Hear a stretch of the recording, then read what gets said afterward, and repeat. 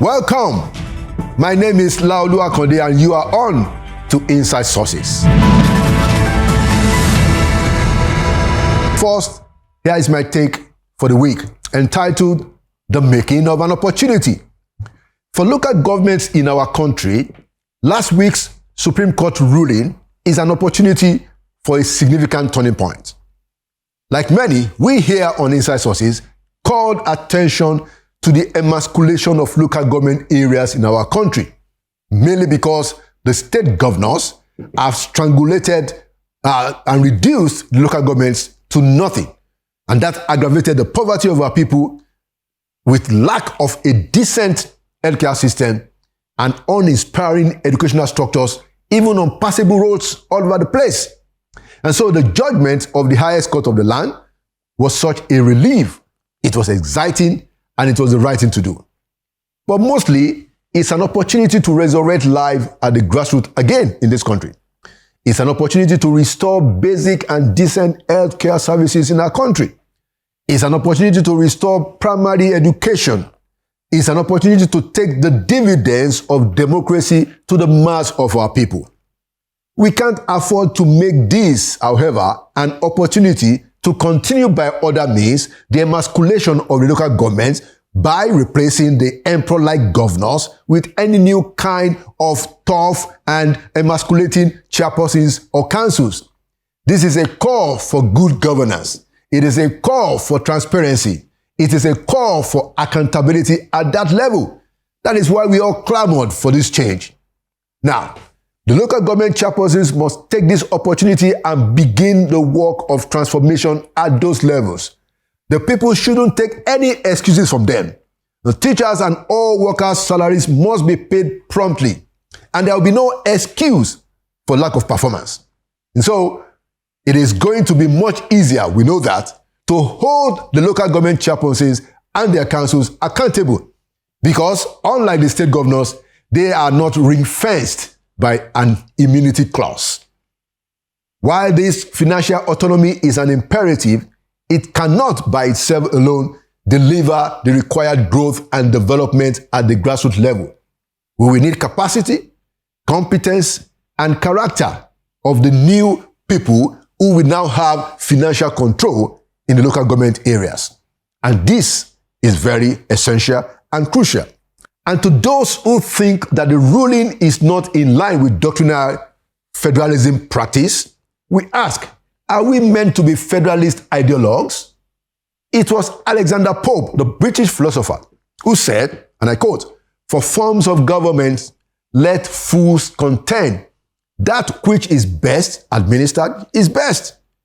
For instance, it is argued that under federalism, there can be only two power centers, in the center and the federative units. But what the Supreme Court has done is to interpret the 1999 Constitution as recognizing three tiers of government, which the framers inserted clearly in that Constitution. Now, we are the first to say that we do need a new people's constitution in this country. But if Nigeria's brand of federalism recognizes three tiers and such is able to deliver good governance, who cares for the strict federalist model? Fact is, several governors have already made a mincemeat of that model, and we should not be shy to say it loudly. The states which are deemed to be the federating units have, by and large, for the most part, not all of them, they have not delivered education. They have not delivered good health. They have not delivered even in the area of agriculture in any sustainable manner. The states, many of them, had the power, but they are falling short as federative units. Those states have the same land space and potential which enable, for instance, the old Western region, a proper federating unit then led by Papa or Bafemi Awolowo, to run free education, free healthcare services, and all of the great work that we achieved under that old Western region. Now, same is true for other regions at that time. But the performance of the federating units today, the states, they are nothing to write home about, save for a few. In the First Republic, for instance, Let us recall that the Kano Native Authority was reported to have been so well managed that at the point, the Kano Native Authority gave a loan to the entire northern regional government in Kaduna. That was when local governments were allowed to flourish. Now, that is the opportunity that we have again with this Supreme Court ruling. And so we say kudos to the justices. Also, kudos to Mr. President for his courage and for his foresight. We must also applaud Chief Lateef Fagbemi, SAN, our Attorney General, who took the matter to court. They have done us a great deal of good. At least they have created an opportunity for a turnaround for local governments in this country. If you ask the mass of our people what is a federal structure, they don't know, and I don't think they care. What they care for is a governance structure, a democratic one, that delivers. We are evolving our own federal structure as it is. The opportunity for our local government to become centers of development is now in the hands of the new local government structure that we have, with financial autonomy right in their hands. Therefore, let credible elections be held, and we must hold the leadership of the councils responsible, because development that they must deliver is the reason they have the financial autonomy today. And there you have my take for the week. Inside Sources will be right back. Welcome back to Inside Sources. Today, as we continue our conversation on the future of our great country, we have an eminent Nigerian, a former Speaker of the Federal House of Representatives, a lawyer, and an eminent politician. I'd like to welcome the Right Honorable Yakubu Dogara to Inside Sources. Thank you very much, Lalo, for having me. And thank you for coming. Thanks. Excellent. Thank you so much. And thank you for your service. You know, you were Speaker between 2015 and 2019, and we have to recognize your service and your public spirit. Yeah. So I'd like to start a discussion, around a vision for our future. So I wanted to ask you just a very simple way to open the discussion, that what is your vision for Nigeria's future? And do you think that we are on the right trajectory to that vision? Because many of us really believe that this country is going to be even much greater. Excellency. Well, thank you very much, like I said, for having me. And I wish this kind of questions are asked of our leaders, from the local government chairman, who I understand have the support now, and the ruling of the Supreme Court behind them. Yeah. The funds should go directly to them. Yeah. Great to one. Our state governors and to the president. You see, because in the school of leadership, vision is everything. And I'm happy we're starting this conversation with the issue of vision. Excellent. And you know why vision is important?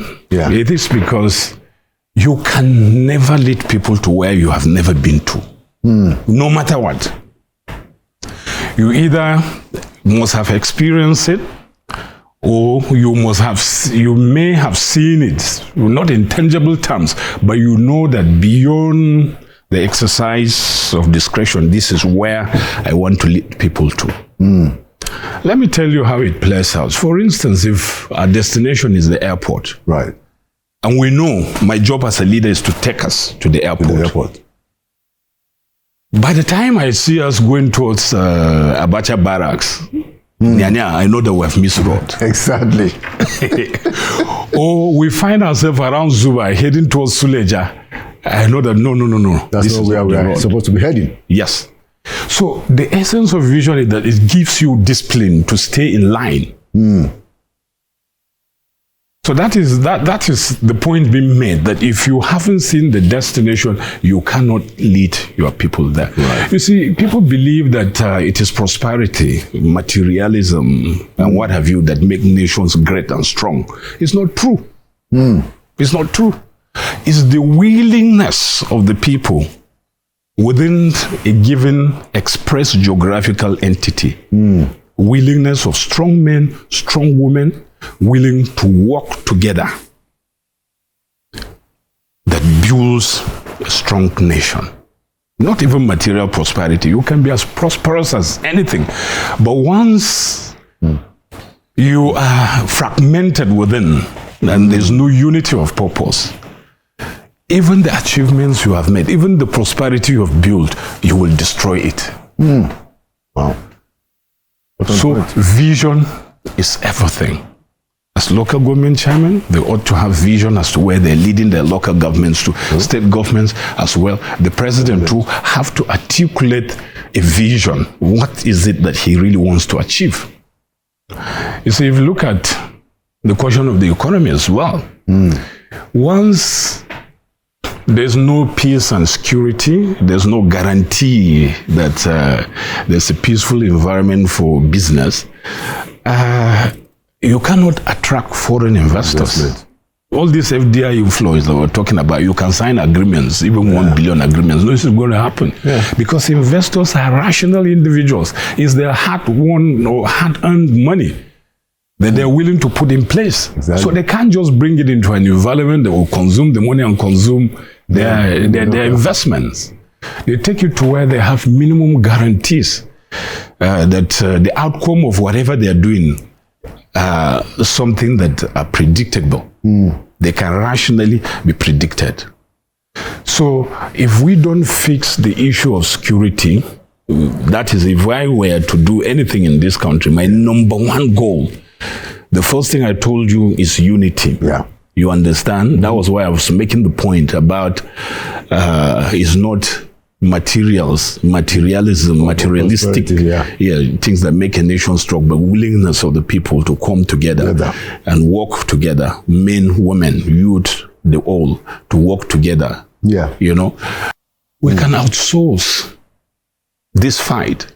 You know, and we can do it with our brothers, with our shoulders, you know, lifted high, because even advanced countries like Russia, for instance, was using the Wagner Group. In the US, they've had Black Waters, you know, as defense contractors. We can engage these defense contractors to help us solve this problem, assuming our conventional forces, and it has shown or demonstrated so far, cannot handle it. And we believe that this is something we have to resolve as at yesterday. It's an existential threat. Yes. So we can even outsource it if that is going to give us the result. Now the problem is that, as you know, is that our conventional security people are opposed to that. But it doesn't matter. In the US, I don't think they are comfortable with the government engaging defense contractors. In Russia, perhaps it's the same thing. You can remember the infighting between the Wagner Group and the rest. But we're talking about results. It's only a stupid, foolish person that argues with results. You understand? And I don't know whether that's the definition of wisdom, for you to keep repeating certain set of things and they expect different outcomes. So if we have done these things for how many years now and there's no result, will it be wrong?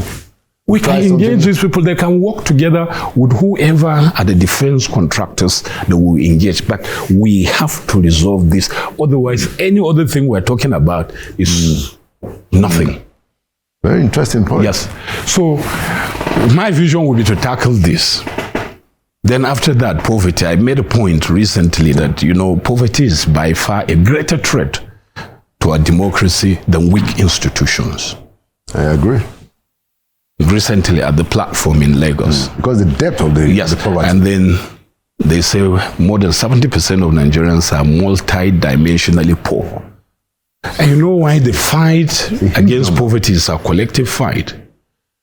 If you look at history, even before the Roman Empire, which was the strongest, has been the strongest so far on earth,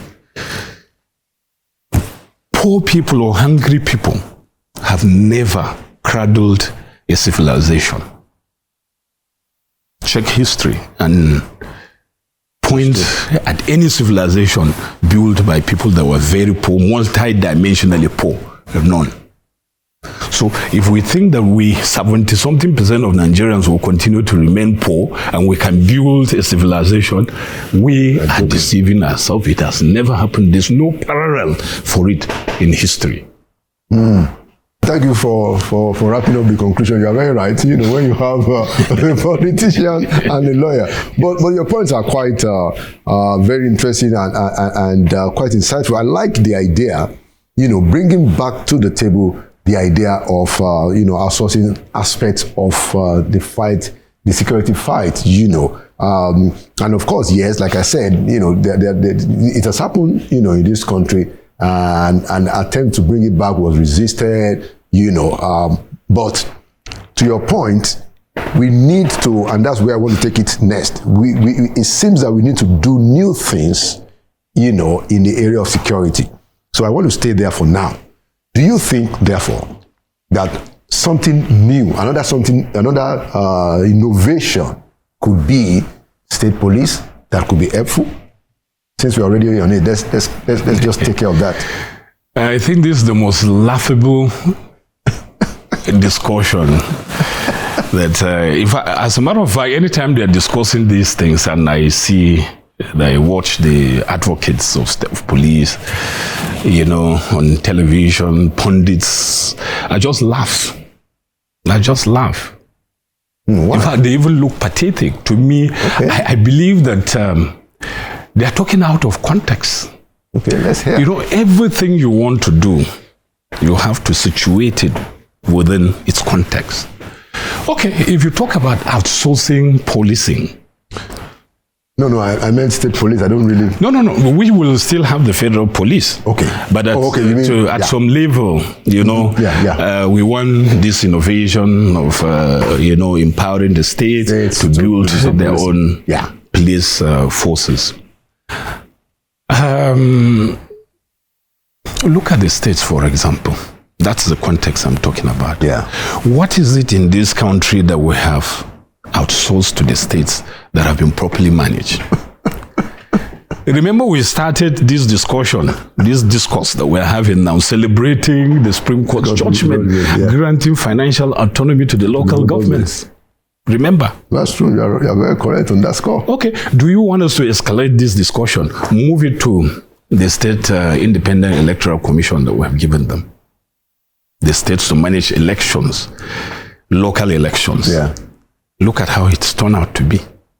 Even the base of my friends, who I thought were Democrats, who became governors, they found it, I don't know how to even put it. They find it very difficult. If I were a governor and want to be a pretentious Democrat, I can even say, okay, 3, 4, 5 local government are less consequential to me. Let me cede them to opposition. But when they run these elections, their ruling party takes 100% of the seats in council seats and even local government chairmen. Why? Why is that the case? There are so many other issues. So I have so many friends as state governors. So let them not think I'm calling them out. Of course. Or, you know, trying to apportion blames, the problem of our democracy on them. But let me tell you, if we grant the request to have state police, what will play out is that we are enabling a hanged man or giving a hanged man a free hand with which to hang. We're enabling state governors to now build militias.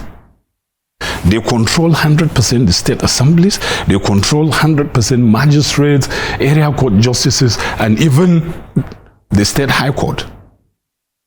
So when you now strengthen that or reinforce that position with the issue of state police, you are making them a judge in their own cases, which even runs counter to the principles of democracy. And what will happen if you disagree with your governor? I bet you dare not go home. And let me tell you the ills that will bring to our democracy. I don't know if people are looking at these things. The state police becomes like a militia that will be used to rig elections by sitting government. In fact, they will even drive out opposition completely during elections. And then the head of the state police will have gone very, very far if he perceives that the interest of his boss is that this person should be dealt with. He will go too far in dealing with that person until the governor say, please, come. No. Don't go that far. Even when the governor have not said, go and do this, the excesses will be too much. It will be badly managed. You understand? Yeah. So the maturity, our democracy have not reached that maturity. People are quick to point at, oh, Britain, oh, US, oh, France, oh, Spain. This is how these things are done. Municipality police, this police, but not in Nigeria. Let me give you one example that have informed my fears. I don't want to say the state. There's this security outfit established by a state government who put one of his relations in charge. Okay. And then there was this... in Nigeria? Yes, in Nigeria. I'm not taking it outside of Nigeria. Very close to me, as a matter of fact. Okay. There was this young man. They usually post certain things, just on Facebook, not even on Twitter. I don't think he was Twitter savvy. He was just good in Facebook. So maybe they sat and thought to themselves, how do we bring this guy to order? And then they hatched a plan. This guy, some day, he was just abducted. But he was not maltreated. He wasn't beaten. The only assault they did on him was that they undressed him and then videoed him nude. Oh, wow. Yeah. Apparently, at the point of abduction, he thought, oh, these were bandits or some criminal gangs. So it was later when somebody sent this nude video to him and said, look, if you dare say anything again on Facebook, we will release it. That's how you found out that it's probably... Yes. So that was how... It was now discovered that it was state agents. This boy fought for his right. That is happening in Nigeria? Yes. It was a case that I handled. He came to me. I took the matter to the highest possible authority that would deal with the investigation. And then the matter was referred back to his state. Along the lines, lo and behold, the confession was to him. And he's alive today. I'm not lying. In fact, if he's willing to, I can call on him. But because I didn't know this subject matter will come up, I have not asked for his permission to mention his name. So I'm not going to be flippant enough to begin to mention names or trust that. So, but he's there. And he may be willing to even appear or tell you to say, yeah, this was my experience. At the end of the day, when the security agencies, the security agencies were pushed into taking action, they had to confess to him, look, this thing came from government house. There's nothing we can do about it. And that was the end of the matter. They confessed to him? Yes. So that is just one example that I happen to know of. There could be millions of other cases ongoing that we don't know. So when you are talking about ceding the responsibility of policing at the local government to the states, it will amount to creating the kind of chaos we've never seen. I'm telling you this. Interesting. And because they will be deployed as militia during elections to hunt down the governor's enemies. You cannot criticize anybody. And democracy cannot survive in an environment of intimidation, in an environment where you don't even tolerate opposition. It will never happen. Right, Honorable. These concerns have been raised, but of course, this kind of very heart-rendering instance that you have brought even deepens it. But this is the argument that is sort of used as a counter, and I'd like you to respond to it, that there can be a design in which there is going to be a limitation to the authorities of the governor over the state police. That in terms of how the state commissioner is appointed, roles will be given to other institutions in society. Judiciary can have a role, legislature can have a role, and they say also that, look, we already have excesses even at the federal level. What do you say to those? How do you counter that? Well, for me, it's not that I'm totally against the idea of state police. I'm only saying that maybe our democracy have not matured to that point, to that level, because it will be subject to abuse.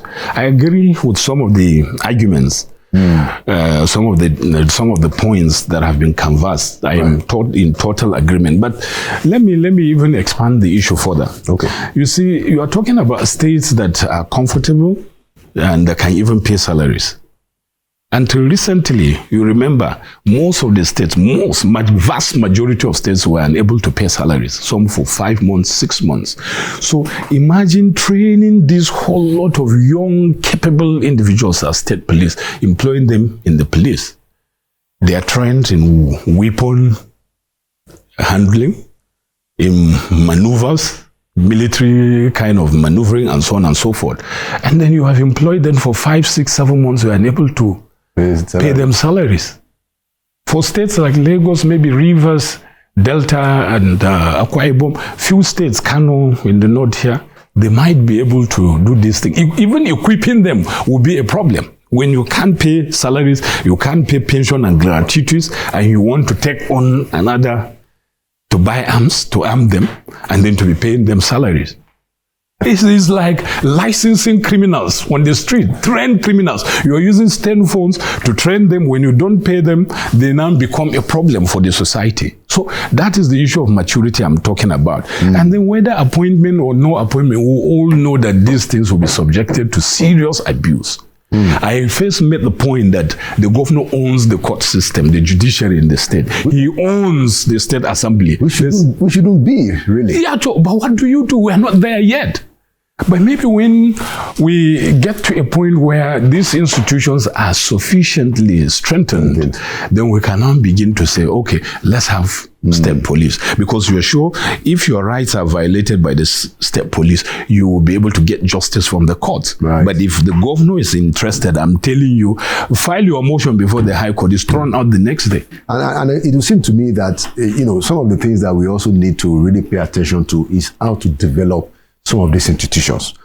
For instance, you are right that in the state in the states, the assemblies, that are meant to be the oversight over the executive arm at the state level, they are basically in the pockets of the governors. We have situations where governors, former governors, will boast and say that, look, I paid the nomination fees of all even the members, campaign expenditure. Yeah, all the members of the assembly, the campaign expenditure.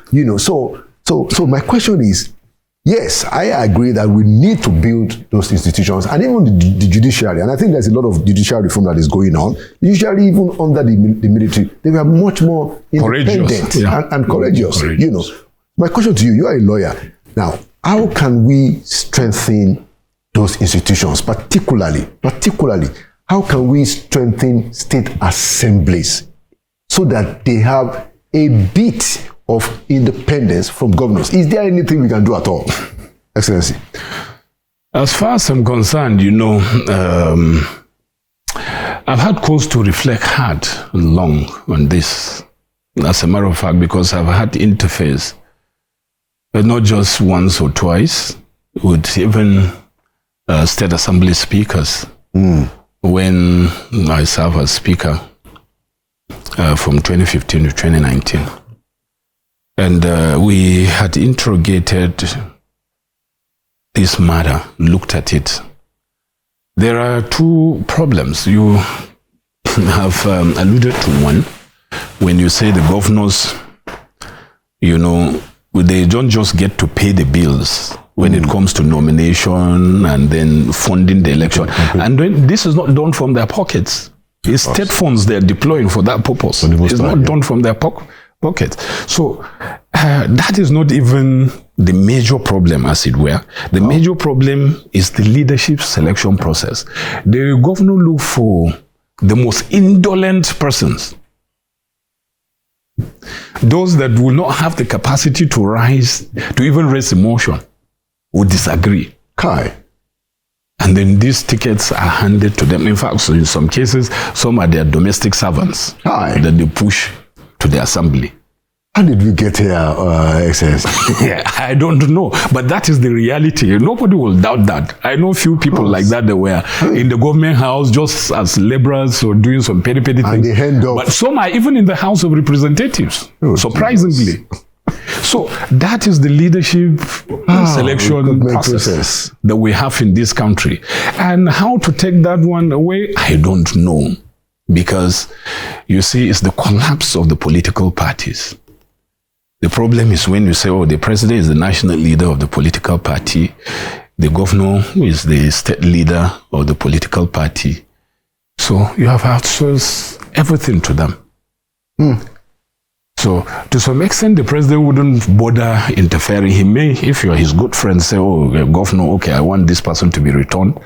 And then, you know, no matter what, the ticket is handed over to you. Kai. And then the governor picks whoever he wants. Kai. So that is where the problem is. How do we stop that? There are laws, there are party laws concerning internal democracy and political parties, but all those things are rubbish. Once you say this is the leader and everybody is coming to the table to serve, you dare not be heard saying, no, this is wrong. Never. In fact, as a matter of fact, the sooner, if it is at the national level, the president takes his seat, and if it's at the state level, the governor takes his seat, everybody is reading the body language. He hasn't said anything more. So we have sort of become experts in body language, in emotional intelligence, you understand, to try to understand, on this issue, where is he?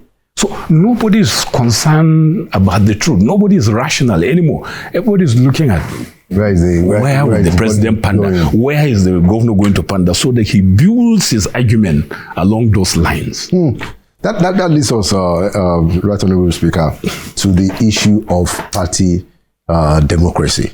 Chief Segun Oshoba was our guest last week, and he compared what we have now in the Fourth Republic in terms of the strength, the influence of the party to what we had in the Second Republic and the First Republic, where the party was actually very strong.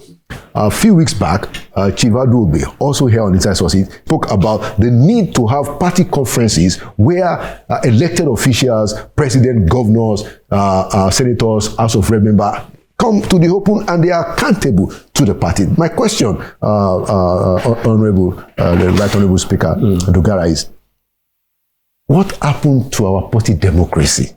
How did we get here? But more importantly, how can we get to that place where we can have strong party structures? Because party democracy depends on strong parties, don't they?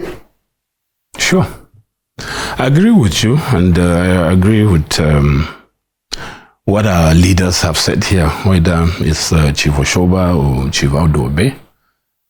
Some of us were young men as at that time, and then we saw what was happening. And unfortunately, that's not the case right now. And I can tell you, it boils down to some of the things that we've discussed. It's just the issue of greed. Greed. And the fact that in those days, like they rightly pointed out, it was the parties that nominated candidates. The parties had the power to say, if they don't want you, they'll know how to block you. So they serve as guardrail, you know, for candidates emerging. So that was the strength of the party. But right now, reverse is the case, unfortunately. It's not the party that determines who should be in elective positions anymore. Rather, it is the president, if it's at the national level, that determines who the chairman of the party is. At the state level, it's the same thing, it's the governor. I can tell you, if the president doesn't want the national chairman of the ruling party to be in his position by tonight he will be removed. When did that start? I think this thing gradually started creeping into our body politic from 1999.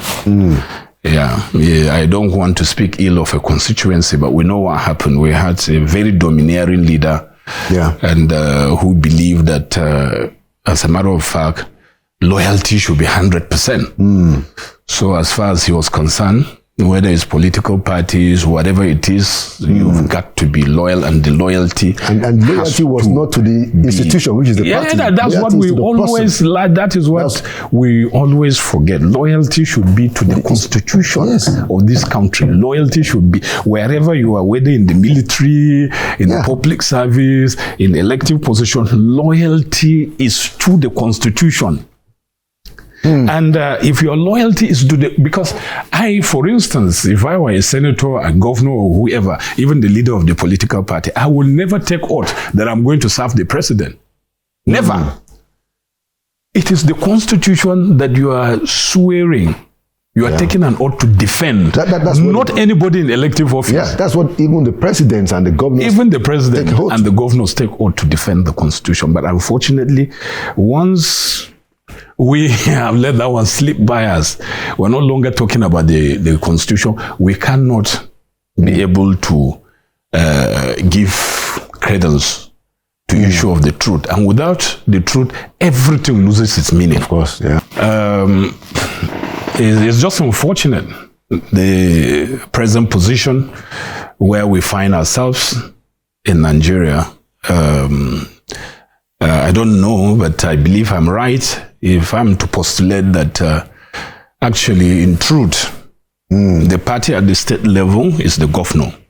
And then the party at the federal level is the president.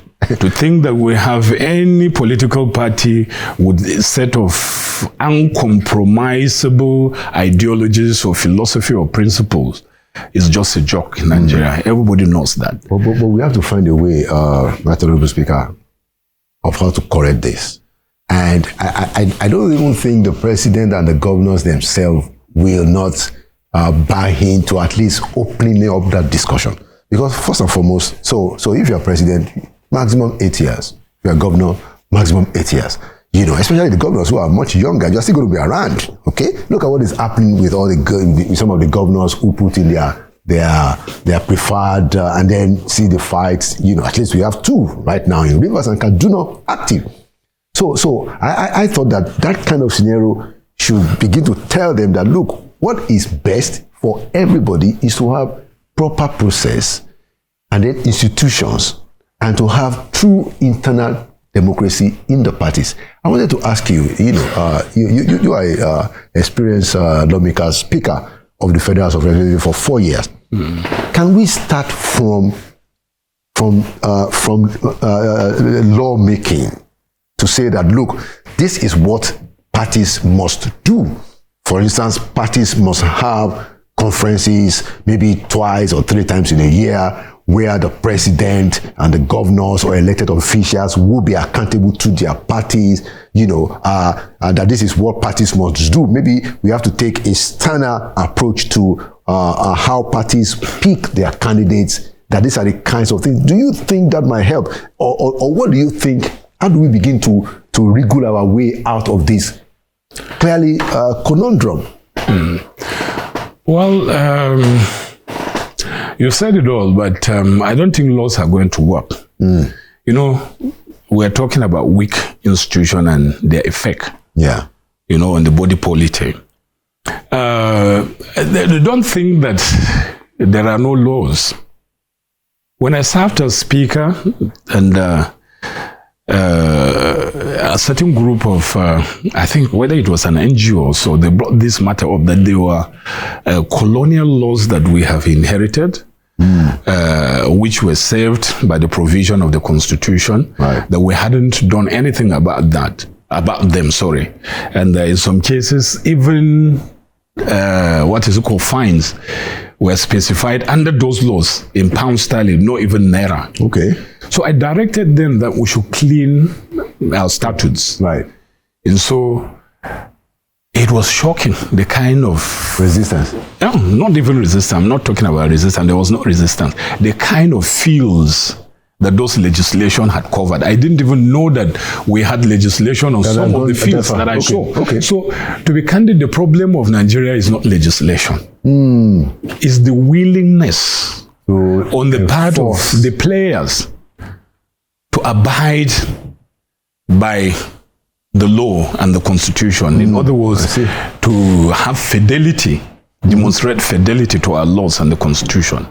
Okay, let me just give you an example. Assuming there are all those provisions in the law, and a governor, for instance, say, no, we're not going to have the conference.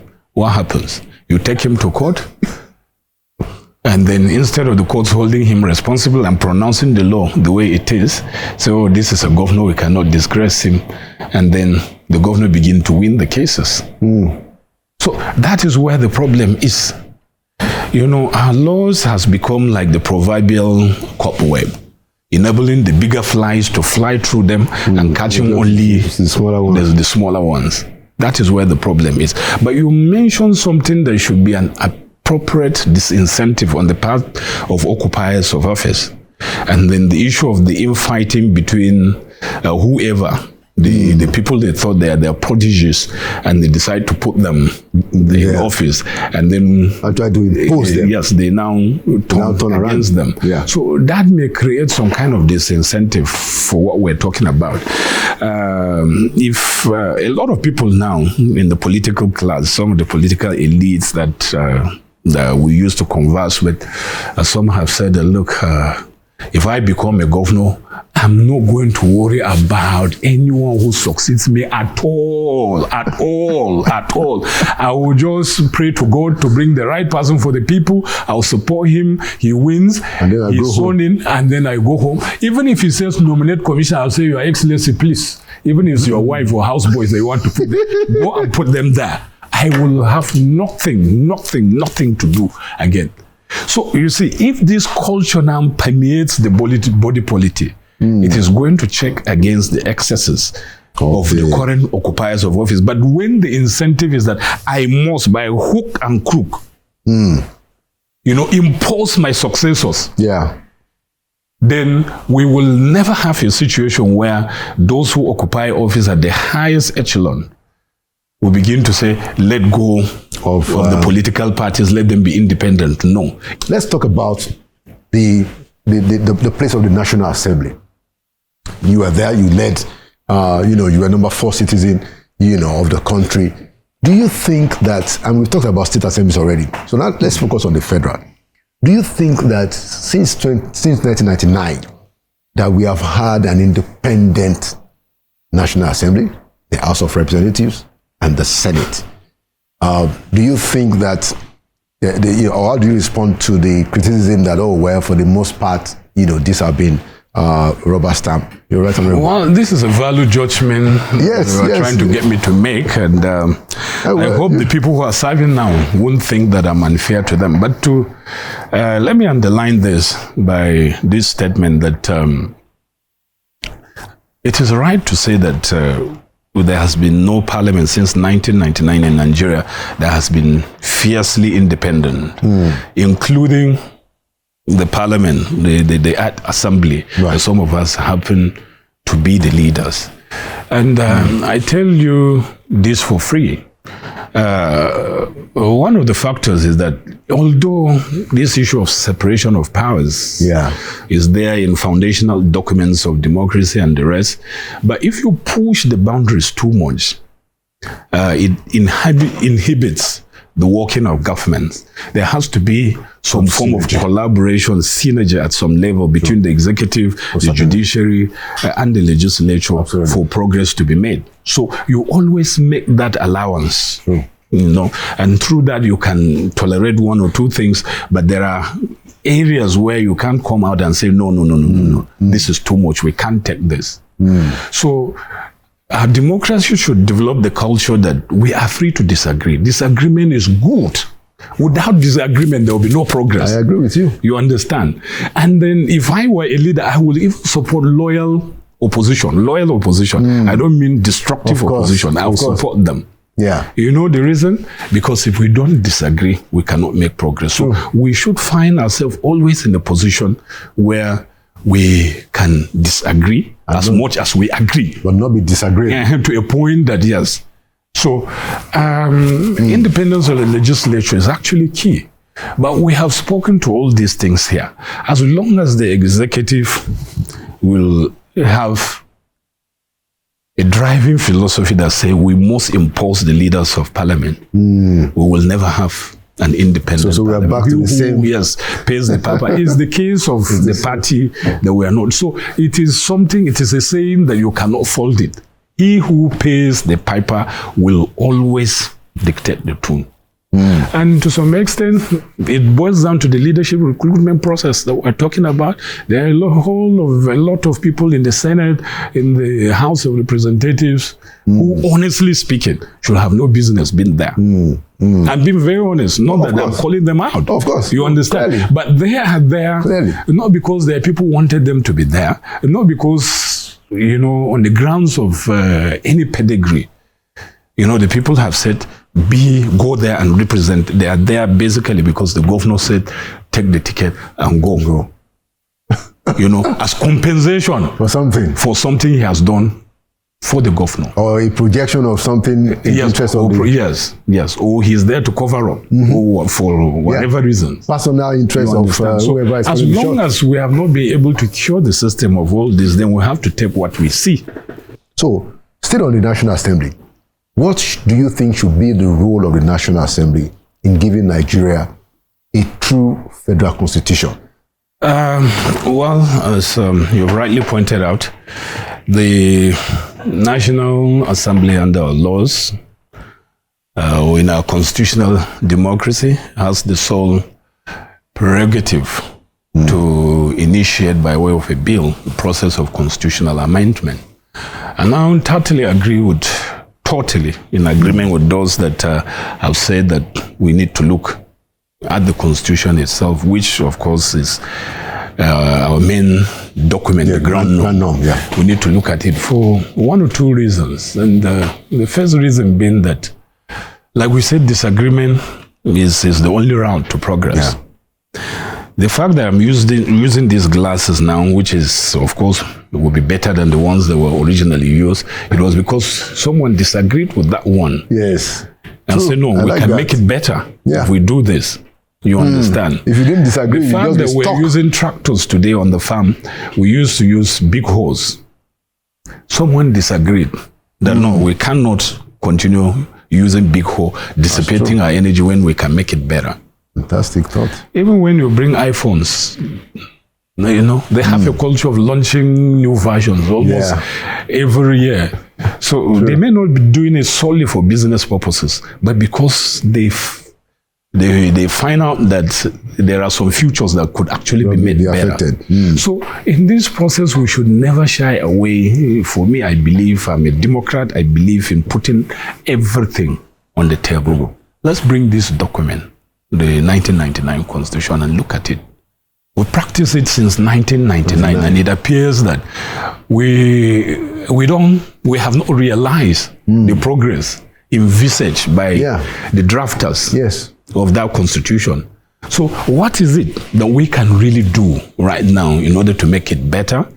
The law should serve the ends of the basis of our cooperation as a people in this country. It shouldn't be that we are bound irretrievably, bound by a document that we cannot walk away from.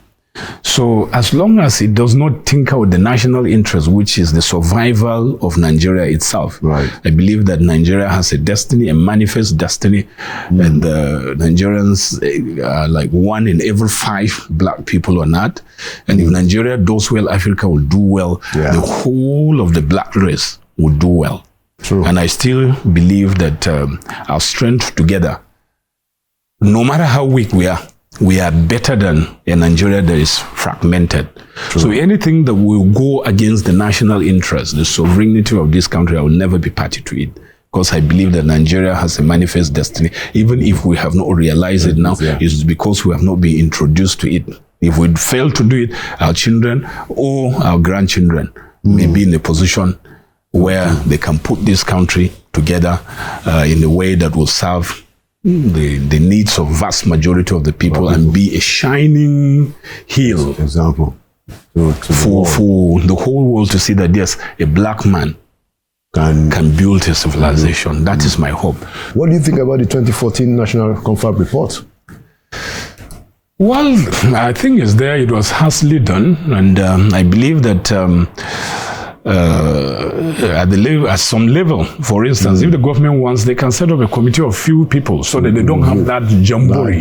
Yeah, that kind of jamboree that they have people drawing a lot of resources for whatever God knows. Exactly. You understand? It can be a committee of 15 people, for instance, maximum. They sit down, look at the reports. If there are other ideas, they draw in from these new ideas, see how they can better do, and then submit it to the government. Let them study it and then pass it to the National Assembly. Let it be, if that is what will make this country, make progress.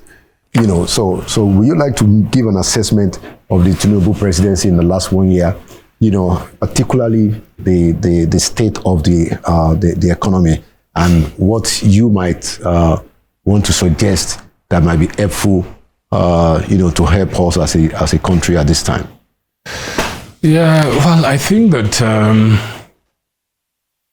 assessing Tinubu's administration just after barely 1 year in view of the rot and the decay we knew he inherited, honestly, we may not be too fair to him. That is my honest, and I can argue this one before any fora in the world. I agree that 1 year is too small a window for us to be able to assess him in view of the rot. In view of the road that we know existed in the system. But I guess that from the beginning, there was one pronouncement that I think was not well couched. You see?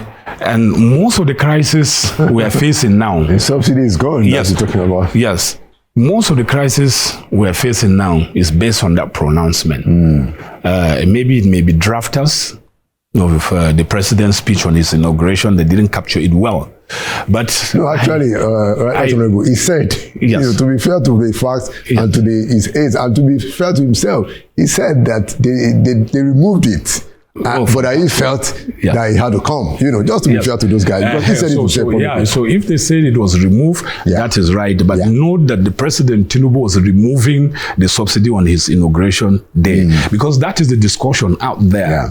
In Nigeria, everybody believes, it was President Tinubu that removed subsidy. But it's not true. Before he was sworn in, when people told me on that day I was in Mina, and they said, the president has removed subsidy, I said, which subsidy? In which document, in which law? I said, the budget we're implementing now doesn't have a provision for subsidy. Beyond June. So it is not true that he was the one that removed subsidy. Maybe he was talking about that now the subsidy has been removed. And so people now say, he removed subsidy. And then they started the adjustment in prices. Everything now went off. And then we are witnessing this level of inflation that is too much. But now let's talk about the geese that lies the golden egg, which is NNPC. You see, we have done these things over and over. I'm saying this from the bottom of my heart. And it appears we're not getting anywhere. When I was speaker, everybody came to me, in the petrol industry governance bill, once we unbundle NNPC, there will be revolution, revenue streams, this one will flow in. It has been unbundled. It appears that we are even experiencing more problems than we had then. So, but the truth is that other countries have these state agencies that are refining petroleum products. Like Brazil, for instance, Aramco is there, Petrobras in Brazil. You have the Malaysian one and so on and so forth. Why are they not having these kind of problems? As a matter of fact, in Nigeria, we even have a sister agency, the, what is it called? NLNG. That seems to be doing very well. Yeah. But that one has, what is it that we got right there that we are getting wrong? Well, part of the thing in NLNG, as you know, is that 51% is private interest, and they get to manage it. If we move 51% to private interest, even 60%. Yeah, and private interest manage it. Yes, and government takes off his hands from NNPC. Is that going to give us a better result? If he's going to do that, why wouldn't the president do it? Within National Assembly, we can do these laws within a month or 2 months. At most, you understand. Bring in these deep-pocketed, Sorry, Raja, Yes. because you raised that important point. I wanted to just put in this so that you can also include it. Part of the problem, I think, our challenge is that since 1999, so the presidents have always been the Minister of Petroleum, except the time of Jonathan. So if we are to interpret that, that just shows the unwillingness to actually do this thing in the private sector kind of way that NNLG was done. Excellency. Well, I think partly I agree with you, because you can imagine if you have raised it to that level where the Minister of Petroleum is the president, and it seems that the agency is not working. That even reinforces the argument that we're making. Cede it to private investors. Let them bring their money. In fact, if we're to cash out on 30% or 40%, you understand? Imagine the influx of, what is it called? Forex that we'll get in this country. It will transform our economy. It will make our Naira strong. That is even a better way of strengthening the Naira. Even if it's $20 billion, $30 billion, we're able to make from it. And we know that we are not just letting it go for free. Yeah. We're going to make it work just like that of other countries is working. And energy. Yes. So that solves a lot of problems. So I don't know. I think for 8 years, the former president was the Minister of Petroleum. Even right now, I don't think we have a Minister of State. No, we have Minister of State. Yeah, so that gas and petroleum. Petroleum. So if it's not working, I beg Mr. President, in the interest of this country, let him look at the possibility of privatizing this. There were backlash, of course. Yeah. There will be resistance to change. It has always been the custom globally. People resist change. People say, oh no, he's selling it to himself. Yeah. Or he's selling it to his cronies. But the point that if it is done with the intent of making our economy better, you understand. If it is done to re-engineer the NNPC itself, what a shame to say that we produce oil that we cannot refine. It's ridiculous. It's ridiculous. No, that's no good. No leader, what he sold, should take that. It's an insult on him. It's an insult on this great country. I agree. So if it takes that to be able to get us back into refining these products, the president should think about doing that. And I believe a lot of informed Nigerians will support his drive on this. Thank you so much, Honorable Yakubu Dogara. Thank you. Thank you for your very deep insights and reflections. And it's a conversation that continues, and we trust and hope that, the more we talk about it, the more we enlarge the democratic space, the better things we get. And thank you, sir, again for coming to Inside Sources. Thank you. All right. Thank you. Thank you so much. That's another wrap on Inside Sources. Like we always say, Nigeria will prevail. And that's why we're here. We believe it, that Nigeria will prevail. My name is Laolu Akonde, and I'll see you again next week. Thank you for watching.